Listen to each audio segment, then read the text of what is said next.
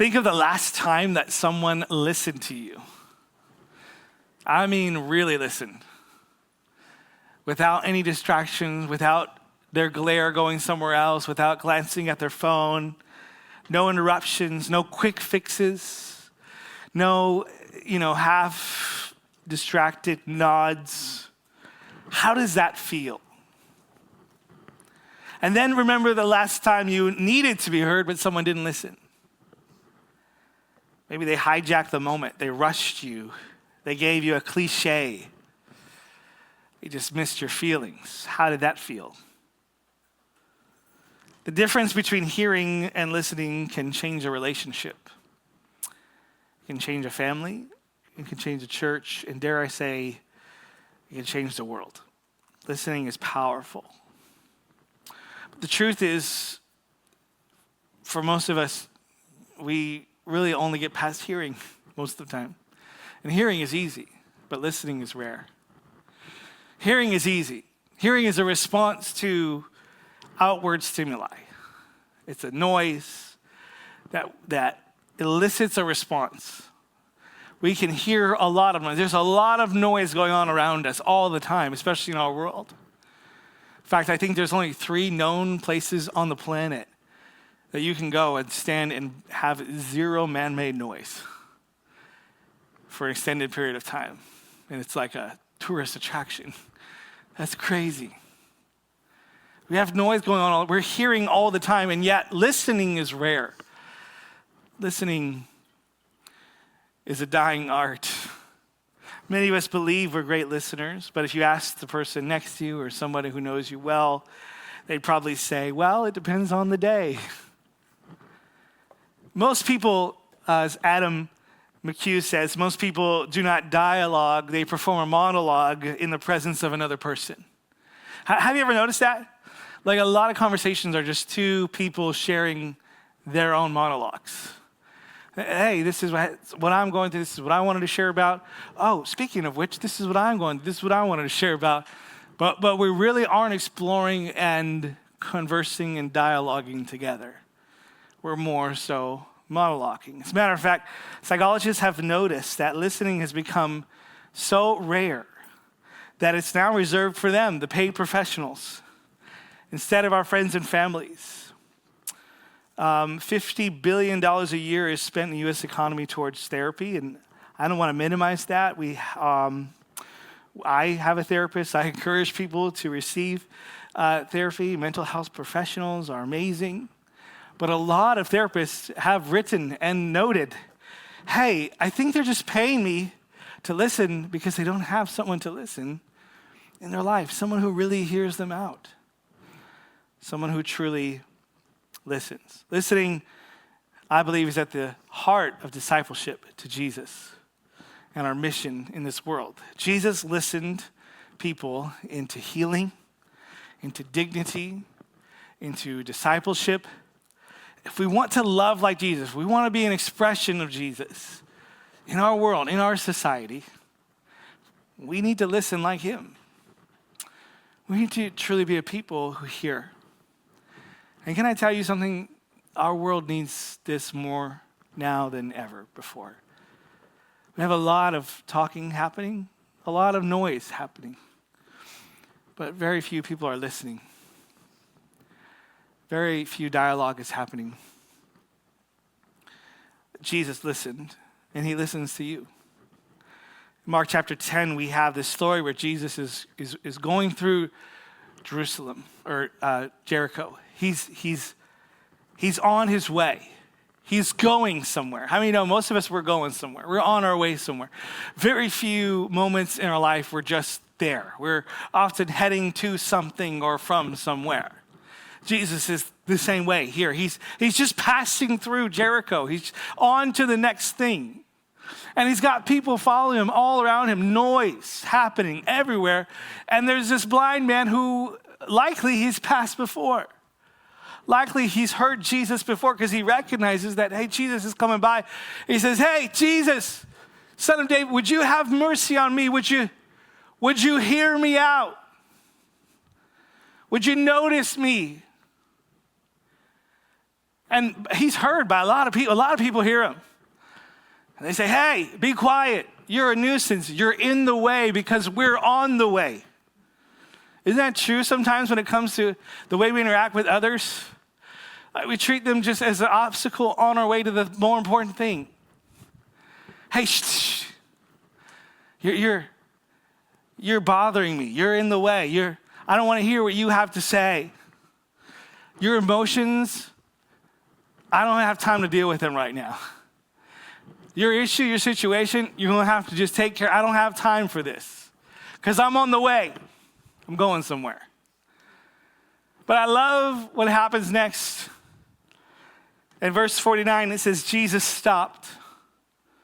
While everyone else was trying to shut him up, Jesus called him near.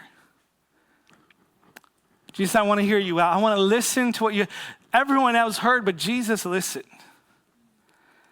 Jesus listened, and because of that, this man was healed. I believe listening brings healing. And we need less shouting, we need less debating, we need more dialogue, we need more listening to one another. Because that's what changes people.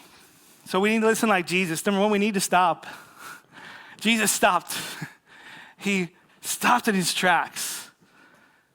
He stopped what he was doing. And he listened. How do we stop? Number one, we stop hurrying. Hurry is the enemy of love. When we fill our lives with so many things, so many self-centered activities and things and goals and activities, all of a sudden we're always on the go. We're always in a rush. We got things to do, places to go, people to see. Busyness becomes an idol. We think that because our lives are busy, that it's meaningful. And so we fill our lives with all this hurry, and then people, we don't have time for them. We don't have time for the person on the roadside who's in need, who needs to be heard. But scholars and thinkers have noted that Jesus was never in a hurry. Not once. Not one time in the gospel was Jesus in a hurry. Not one time do we see him in a rush. Like, hey, sorry, can't, gotta move on, bye. He was never in a hurry. And by the way, if anybody had a reason to be in a hurry, it was Jesus.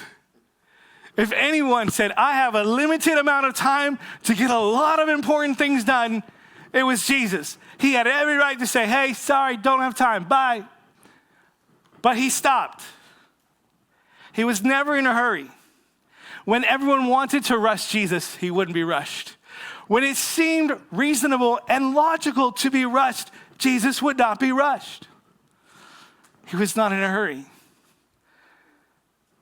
John Mark Comer, in Ruthless Elimination of Hurry, says, hurry and love are incompatible. All of my worst moments as a father, husband, and pastor are when I'm in a hurry. I can relate to that. When I'm in a hurry, when I'm overwhelmed with things that I've put to do, when I have potentially believed that I'm capable of more than every other human being on the planet. They can't get all this done in that amount of time, but I can. When I put that type of pressure on myself, those around me pay for it. Have you ever noticed that? People closest to you, they feel it first. When I'm rushed, I don't truly hear. I'm half present. I'm always preparing my answer, moving to the next thing. I'm viewing you as the thing I've got to get done so I can get to the thing that I need to get to. The more important thing. James says this, my dear brothers and sisters, take note of this. Everyone should be quick to listen, slow to speak, and slow to become angry. This is interesting. This is really interesting. I wish we could just unpack this all day. I wish we could unpack this because he ties listening as the antithesis, not just to speaking, but to anger. Isn't that interesting?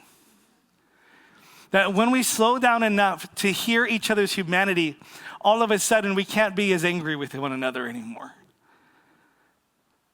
All of a sudden the vitriol begins to quiet down.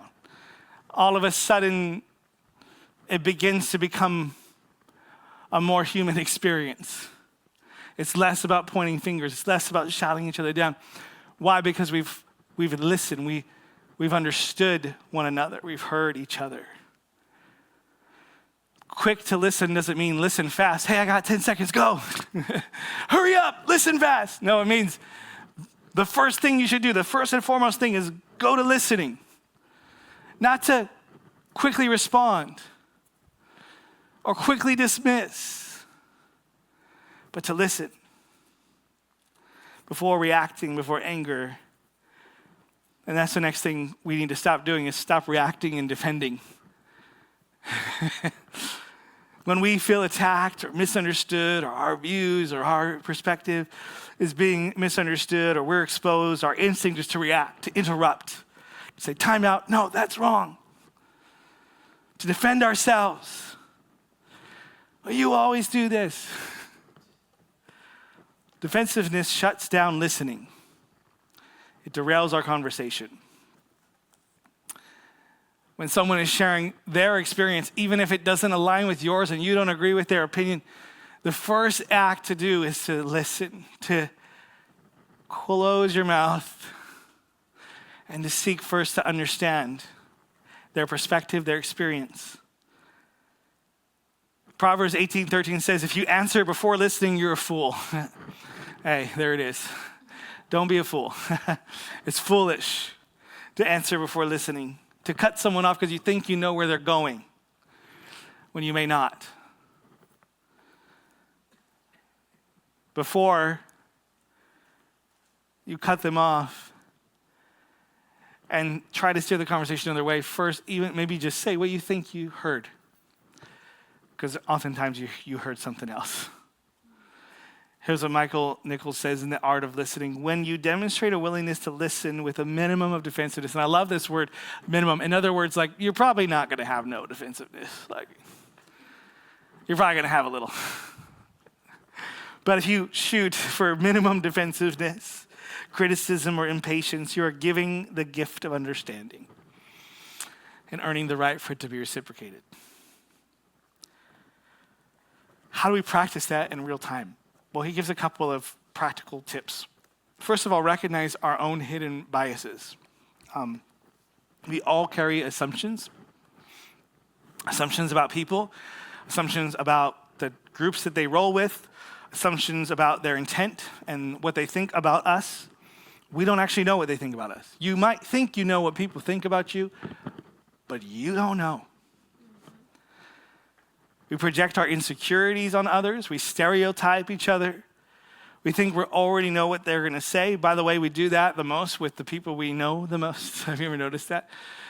People you know. Like, it's really easy to listen to someone you don't know. But once you know them, it's like, I know what you're going to say. I know what you're going to say. But oftentimes, you're wrong. In fact, I noticed that sometimes my response is actually to the thing I thought they were going to say, not to what they actually said. Especially at home with my wife and kids. Because I assume I know them well enough, but I actually don't. So recognize those biases. These filters will warp what we hear. And then also manage our own triggers. Certain words, phrases, or topics will spark certain triggers in us that don't mean the same thing for them. So they might use a word that doesn't mean that same thing for them, and it'll trigger us, and all of a sudden, we're quickly reacting. So practicing some self-awareness, taking deep breaths, using the I statements, I feel rather than you did or you are, seeking to understand intent. Understand intent rather than just assuming the words mean what you think they mean. It's hard work. That's why we don't do it often. The truth is, people rarely hear us until they first felt that they've been heard. So to listen well, we have to resist the urge to defend, to react. And this restraint is not weakness, it's strength. It's strength not to react. It's strength not to defend. I know it's not the strength that is projected to you in the world around us, but it takes deep inner strength not to react to someone or to shout them down. The next thing we need to stop is our inner dialogue. We got to shut that down if we're going to hear somebody. By the way, I guess there's like 2% of the population that doesn't have this. Are you here? Anybody? There's one person, we're like, they just don't have a conversation with themselves. Yeah, well, you're like some advanced, human being. But for the rest of us, we have this thing happening inside of our head where we're like talking to ourselves all the time. And so in order to hear someone, we have to kind of silence that. We have to shut that down to hear them, because oftentimes what happens is we're listening to ourselves, not to them. Even though it looks like we're listening. I'm standing, I'm present, attention, but I'm listening to myself. I have this inner dialogue happening. I'm thinking about what I'm going to say next. I'm thinking about how I'm going to formulate what I'm going to say and how it's going to sound. But I haven't actually heard what you said first. And usually this comes from anxiety, from fear. And so we're having this dialogue so we can quickly jump to what we're going to say or do. It causes us to rehearse our next line while God is still writing our current line. And so Psalm 131 says, I have calmed and quieted myself. Amidst all the chaos and all the noise, I have quieted myself. Like a weaned child with a mother, I am content. Being rested in him rather than anxious in the conversation allows me to quiet all those other voices and just be present. Real listening requires that weaned soul, quiet, content, not scrambled for what to say. If your mind is racing with your defense, your agenda, your next story, you may hear words, but you won't really hear. You won't really listen. And the next thing we need to do, isn't this fun? Stop trying to fix others. This is really fun if you have a spouse in the room, because then you can just be like, that one's for you, That's for you. But stop trying to fix. This is actually one of the rules we have, our guidelines in our community groups. Like, hey, let's not come to work on each other, to fix each other. The Spirit of God does that. We're here to provide space for people to be open and honest and pursue following Jesus together. And so we often try to fix each other. We see each other as projects to be managed rather than people to be hurt. I used to often think that a moment of pain or crisis or unfiltered emotion was an invitation for me to step in with wisdom, to rescue, to correct, to soothe the pain, and to take away their hurt. In my mind, I was engaging with the problem, but I was actually disengaging from the person. I thought I was adding value, but I was devaluing them. Trying to fix, judge, or rescue another person is a subtle way of controlling them or exerting power, especially when we feel uncomfortable. Here's a fix. Pulling them into our world instead of entering theirs. Our anger, our impatience sometimes, our hurry will drive us to remake people in our own image rather than allowing them to open their lives so Jesus can heal them. But here's what Jesus did. Look at Mark chapter 10. After they said, hey, get on your feet. Jesus is calling you. It says he threw his cloak aside. He jumped to his feet. He came to Jesus. And Jesus doesn't assume the answer, even though, unlike us, he actually does know. He says, what do you want me to do for you? What do you want me? He probably know. Like, the dude is blind, and he's on the roadside. He's like, hey, hello. But Jesus asked a question instead. He engages in a dialogue. He asks permission. He doesn't just give, advice without consent. Like we often do to one another. Unsolicited advice, unsolicited fixing, unsolicited solutions. What do you want me to do for you? Jesus asked. It dignifies the man as someone with a voice rather than a person to be fixed, a thing to be fixed. It resists the urge to get into maintenance without first listening to the person. Here's the reality, and you might find this true in your own life, but most of the time when we're asking for advice, we're not really asking for advice.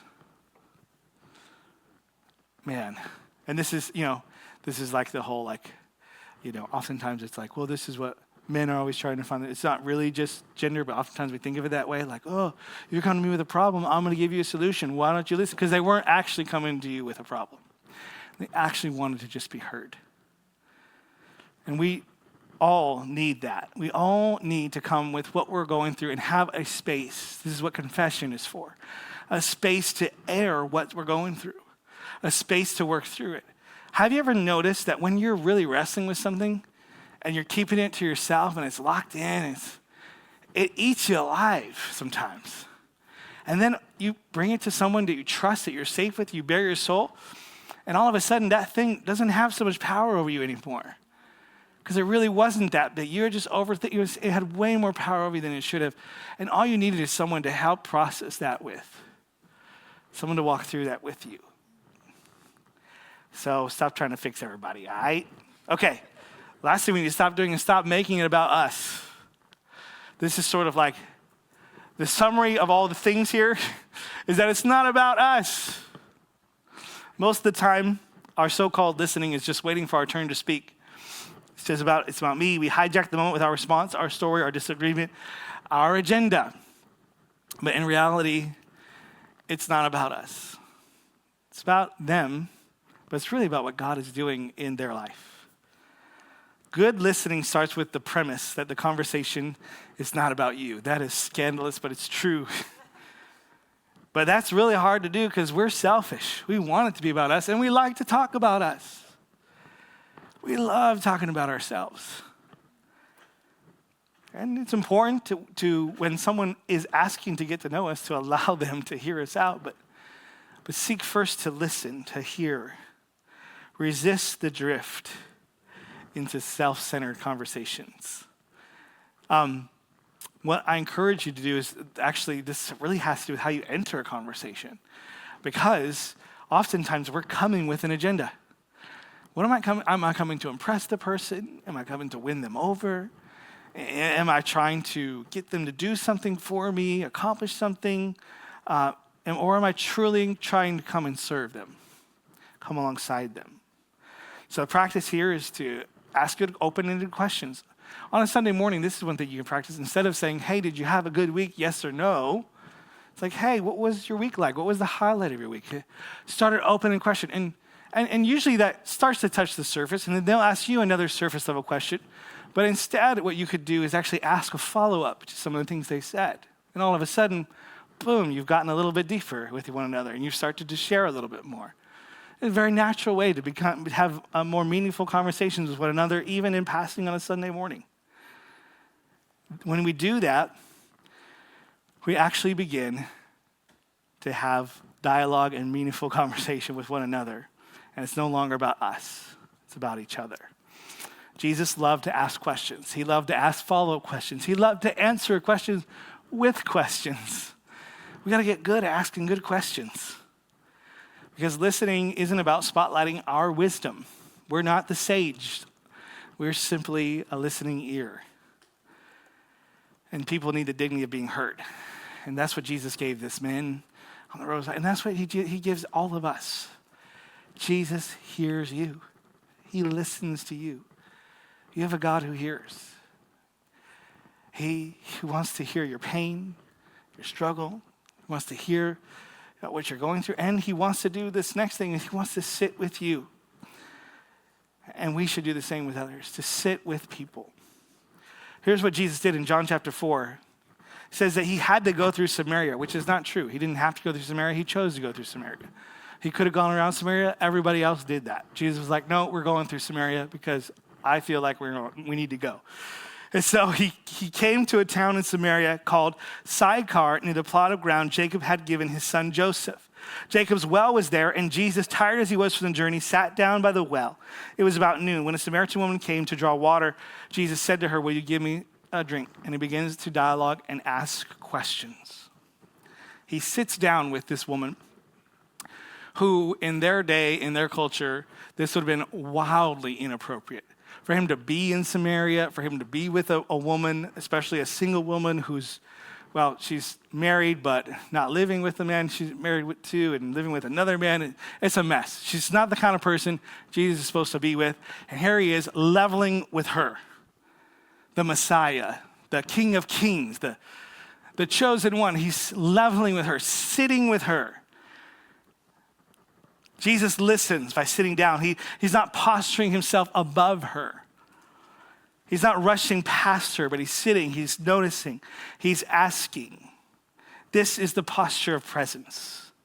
There's something about sitting at the table, sitting at the coffee shop, sitting down. Have you ever noticed that? I've noticed that when I'm having a conversation with someone and at first we're like, hey, let's just touch base, but then we realize it's getting serious and everyone just kind of sits down. It's like, oh, let's sit down and really talk about this, right? Because sitting means presence. Sitting means I'm here. I'm not just passing through. I'm not just passing by. I'm here for you. We don't just sit down, or we don't just stand over people, but we sit down with them. All the best listening happens when you sit. Sitting is letting go of control, letting the conversation go somewhere where you're not here to move, you're not to rush off or run away when it gets tough. I'm here to sit and stay. Adam McHugh says, listening for understanding and judging what we hear cannot coexist. If we're standing over someone, judging them, criticizing them, coming with our judgment and our opinion, we're not actually hearing them out. We're not actually listening. Jesus comes to listen first. And then he comes with an engaged heart. Sit with an engaged heart. You know, you can have all the tactics right, and you can say and do all the things and nod and yes and paraphrase what they're saying, but your heart cannot be in it, and you're not really listening. We have to listen with our whole self.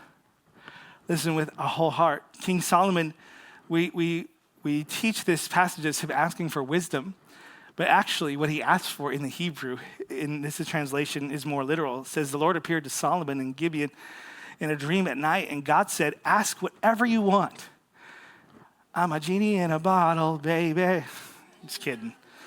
He says, ask what you want. I'll give it to you. Solomon's like, cool. Give me a listening heart, so I can discern. Because listening comes before discernment. Surprise.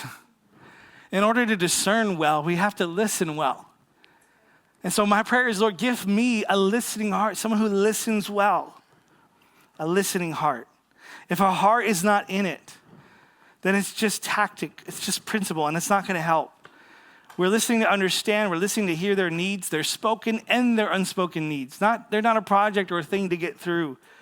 We're going to listen with our whole self. Lord, help me to see this person, get a heart for their story, for what they're going through, understand them well. John Watson says, be kind, for everyone you meet is fighting a great battle. Everyone you meet is going through something. You don't even know even the people you're close to, you don't have a clue the types of battles they're facing. So just sit with people and sit with attentiveness. That means be present, even in short bursts. Sometimes that's even better than long, half-hearted conversations. Being present, nodding, repeating back, acknowledging what they said. It goes a long way. Keeping eye contact, using body language, asking follow-up questions. These communicate that I'm here with you. And the last thing we sit to do is to discover. To discover. Because oftentimes we think we know everything about the person already. Newsflash, you don't know. Here's the deal. Other people are truly other. They're not like you. They think differently than you. They have a different perspective than you. They have different lived experiences than you. They're not like you. They have their mysteries wrapped in flesh for you to spend the rest of your life learning to unpack. People are infinitely surprising. No matter how long you've known a person, no matter how much you think you know about them, you actually have little access to the deep things inside them. And I don't know, sometimes that scares me. We really don't know each other that well, but we can get to know each other if we seek to discover. Listening is an act of holy curiosity. It's choosing to enter into their world as a guest, not as an architect trying to build and form them into our image or what we think they should look like. And when we listen actively and attentively. And when we seek to discover, we also have to notice that actually the words are only about 7% of what a person means to say. That's what language experts say. That's why for me, I don't know, I think email communications, I don't really like those unless it's just straight, here's the facts. Like, if we're trying to get to the bottom of something, like, don't email me. Because that's only 7% of the conversation. Body language, tone of voice, the pauses, the icon, all that stuff is communication. In order to listen, we have to listen for all those things. And here's the thing. People actually, they have deeply held opinions. They do. They're not just being wooed by whatever they saw on TV. No, they deeply held opinions, and they're just watching what reinforces those things. And those opinions were not formed in a vacuum. They were formed by life experiences, by new knowledge, by loved ones that they care for. And all those things form their deeply held beliefs, and yet they still change. And you've done the same throughout your whole life. Your beliefs have changed. You've changed. And so don't hold them to some standard that you're probably not going to hold yourself to in 5 years. Instead, seek to understand and discover what is their story. How did they come to that conclusion? All this stuff actually humanizes people, and we're afraid of that sometimes. So then we have to wrestle with the fact that this person has a totally different perspective than me, and yet, like, they're human, they love, they care, they just have a different perspective. So we have to discover. Here's how H. Jackson Brown put it. Remember that everyone you meet is afraid of something, loves something, and has lost something. If you can find out what that is, you'll understand where they're coming from. Every conversation is an opportunity to uncover sacred ground, to hear an untold story, to be surprised by the image of God in someone you thought you already knew. So we're listening to discover. We're coming with awe and wonder when we listen to others. And then number 3, I have to go through this quickly for the sake of time. We have to kneel down and enter into their world. Kneel down and enter into their world. Jesus did this often. In the Gospels, we see Jesus doesn't just metaphorically kneel, but he also literally gets low. In John chapter 8, with the woman caught in adultery thrown before him, he kneels into the ground and begins to write. He comes to where she's at to defend her. In John chapter 11, at Lazarus' tomb, he comes to heal and raise Lazarus from the dead, but he first enters into the pain of Mary and Martha and weeps with them. He weeps with them. In John 13, the Last Supper, Jesus kneels to wash his disciples' feet. He takes the posture of a servant. That's someone who listens, someone who serves, showing that real love stoops low. In Luke 22, in Gethsemane, Jesus kneels to pray. He shares the anguish of humanity, submitting himself fully to the Father. Every time Jesus kneels, he's entering into someone else's world. Their shame, their grief, their dirt, their pain, all of it. He enters into our world. In fact, Philippians chapter 2 says he left his divine privilege to enter into our reality, put on human flesh, and walked and lived among us. He stooped that low. He got dirty with us. He got into the mess with us. He knelt down. And we kneel down for several reasons. We kneel to feel what people are going through, what they're facing, not just the facts, but the feelings. Their joy, their sorrow, their anger, their pain. Jesus never ran from feeling. He didn't gloss over them. He didn't paint pithy platitudes. Romans 12:15 says, rejoice with those who rejoice, mourn with those who mourn. Kneeling to feel says, I'm entering this moment with you. I'm going to match your tears with tears, your laughter with laughter. I'm going to feel what you feel. It's not about what I'm going through. It's about what you're going through. I'm going to be there with you. I'm going to sit here with you, kneel down in the sand with you. This is what Jesus did at Lazarus' tomb when he wept. Here's how Adam Q put it. Each falling tear carries pain. And it's the only way to get it out. In other words, the only way to get through is to go through the pain.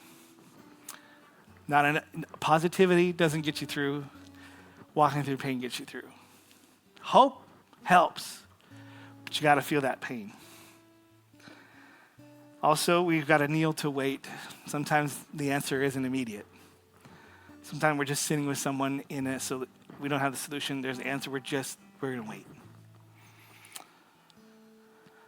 Paul reminds us of that. He says in Romans 8 that we groan with creation, recognizing that the world is not as it should be, but this is the way things are. And sometimes the way things are sucks.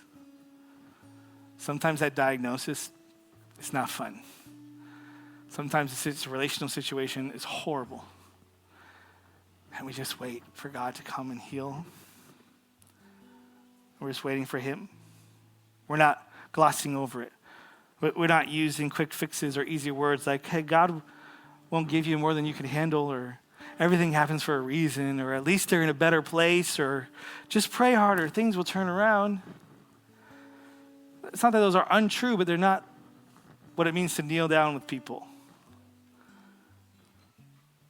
Real pain deserves more than Hallmark cards and half-baked theology. When someone's world is falling apart, they don't need our slogans, they need our presence. And Jesus embodies that with us. He is near to the brokenhearted. He comforts us. That's what 1 Corinthians says, that he comforts us in all of our troubles so we can comfort one another. And then the last thing we do is we kneel to heal. We kneel to heal. Jesus brought healing when he got down with people, when he got into their mess. True healing doesn't come from our words, it comes from Jesus. We know that's true. But listening opens the door for reconciliation and restoration. People in pain are unlikely to hear you unless they felt heard. And if we want reconciliation, we have to hear. And here's the reality. Sometimes you're going to be hearing stuff that you did to inflict pain on someone else. And if you can't sit in that, there will never be a full reconciliation. Oh, but I apologize. Didn't you hear? I said I was sorry. Why do you still feel that way? Because I'm hurting. Don't hold that against me. I said I was sorry. Sit in the pain. Kneel down and sit in the pain. Let it wash over you. Even if you don't agree that you meant it or it should have worked out that way, that's the reality. That's where healing comes. There's a man with leprosy in Matthew chapter 8. He comes and he kneels before Jesus. And Jesus gets down and grabs this man with leprosy and raises him up. And it's a beautiful picture because according to the law, he wasn't supposed to be near this man. He wasn't supposed to touch him. But because Jesus could not be tainted by sin, but he came to bring purity to our sin, Jesus could actually come and touch the unclean and make it clean, right? So the picture is Jesus getting in the dirt, getting in the mess. He who knew no sin became sin for us so we could become the righteousness of God. That's what Colossians tells us. He gets into the mess with us to raise us up. If people are going to experience healing, they have to have a space, a safe space to just get messy. Not have all the right things to say. And when we kneel, Jesus heals.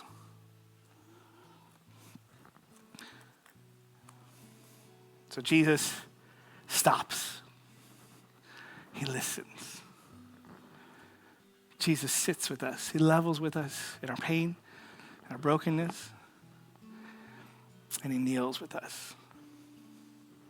And that's where healing comes.